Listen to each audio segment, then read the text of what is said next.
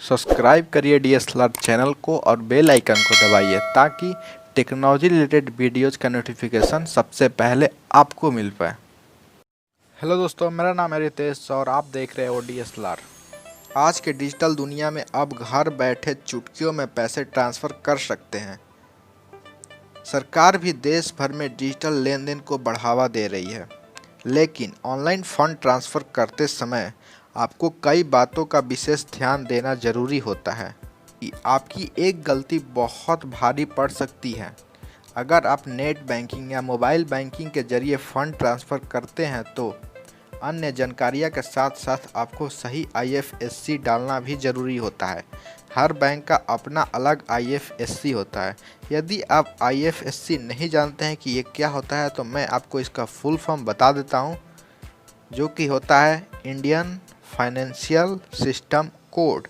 कई लोग इसको आईएफएससी कोड भी बोलते हैं, बट दिस इज़ रॉन्ग। इसको केवल आईएफएससी ही बोला जाता है।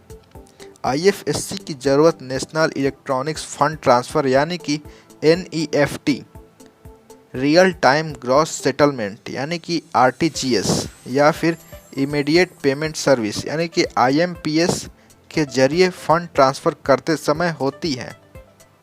सबसे पहले आपको उस व्यक्ति के बैंक अकाउंट की जानकारी को बेनिफिशियरी के तौर पर रजिस्टर करना होता है और फिर उसके बाद आप इन माध्यमों के जरिए फ़ंड ट्रांसफ़र कर सकते हैं। बेनिफिशियरी रजिस्टर करने के लिए आपको संबंधित व्यक्ति की कई जानकारियां देनी होती है, जिनमें उनका नाम, बैंक का नाम, अकाउंट नंबर, आईएफएससी कोड आदि शामिल होता है। भारतीय रिजर्व बैंक यानी कि आरबीआई के रेगुलेशंस के मुताबिक ऑनलाइन फ़ंड ट्रांसफ़र करने से पहले यह जानकारी देना अनिवार्य होता है। कुछ बैंक बेनिफिशियरी रजिस्ट्रेशन को मैच भी कराते हैं ताकि यह सुनिश्चित हो सके कि सही व्यक्ति को ही फ़ंड ट्रांसफ़र किया जा रहा है। हालांकि बैंकों के लिए यह अनिवार्य नहीं है। अब आइए जानते हैं कि अगर आपने किसी बैंक या ब्रांच का आईएफएससी कोड गलत डाल दिया है तो आपको कैसे नुकसान हो सकता है। पहले हम लोग जान लेते हैं कि आईएफएससी होता क्या है। इंडियन फाइनेंशियल सिस्टम कोड इसका फुल फॉर्म होता है एंड ये 11 डिजिट का एक अल्फ़ा न्यूमेरिक कोड है, जिसकी मदद से हर बैंक के प्रत्येक ब्रांच को पहचाना जा सकता है कि ये कौन सा ब्रांच है और कहाँ पर है।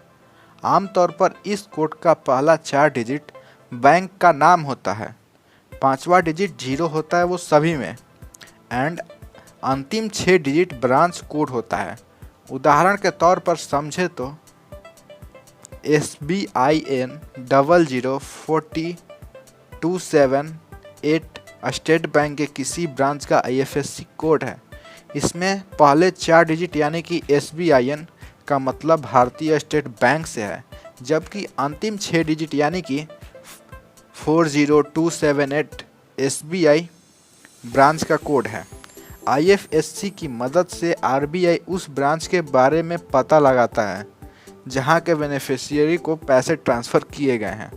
तो अब हम जानते हैं कि गलत आईएफएससी देने पर आखिर क्या होगा। गलत दे दिए तो उससे क्या होगा।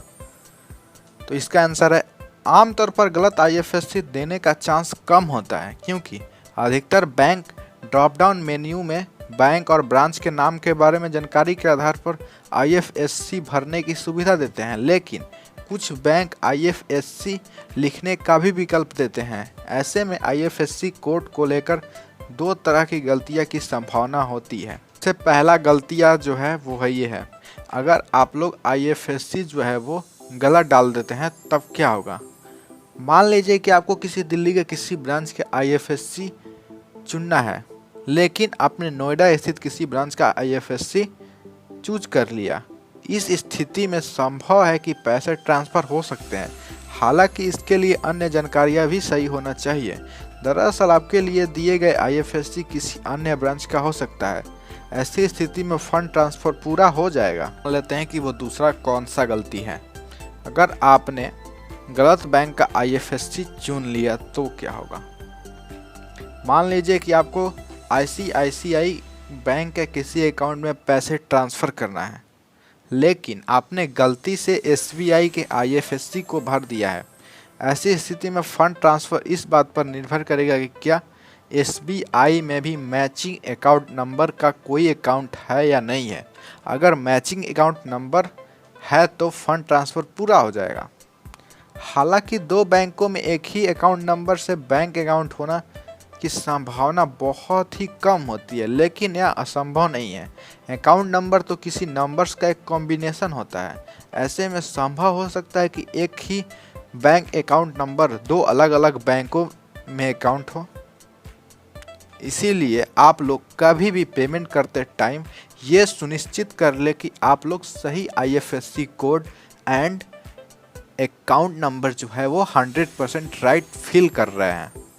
तो अगर आप लोग कभी भी मोबाइल से या फिर इंटरनेट बैंकिंग से पैसे ट्रांसफ़र कर रहे हैं तो ये सुनिश्चित कर ले कि आपका IFSC एंड अकाउंट नंबर जो है 100% राइट है, उसमें किसी तरह की कोई गलती नहीं है, वरना आपकी एक गलती से आपको बहुत ही भारी पड़ सकती है। डियर फ्रेंड्स, ये वीडियो आप लोगों को कैसा लगा कमेंट करके प्लीज़ बताइए। और फ्रेंड्स, ये वीडियो आप लोगों को अच्छा लगा हो तो इस वीडियो को कर दीजिए लाइक, और यदि ये वीडियो आप लोगों को अच्छा नहीं लगा हो तो इस वीडियो को कर दीजिए डिसलाइक। और फ्रेंड्स, इसी तरह के आप टेक्नोलॉजी रिलेटेड वीडियोज़ देखना चाहते हैं तो इस चैनल को कर लीजिए सब्सक्राइब, क्योंकि मैं अपने चैनल पर इसी तरह के वीडियोज़ लाता रहता हूँ।